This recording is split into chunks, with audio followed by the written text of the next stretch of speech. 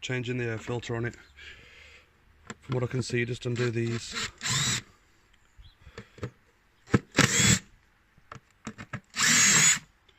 Them 7mm bolts.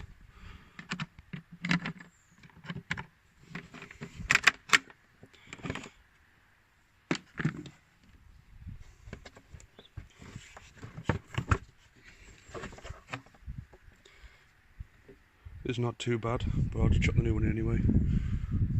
It's just easier. Refitting the new air filter. This is the new one. Place it in like that.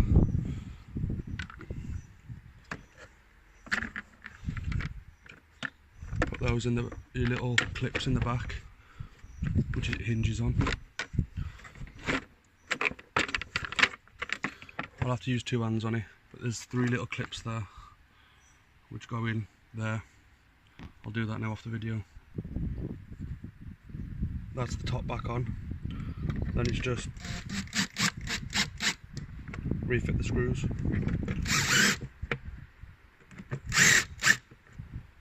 And that's it, done. Really easy job.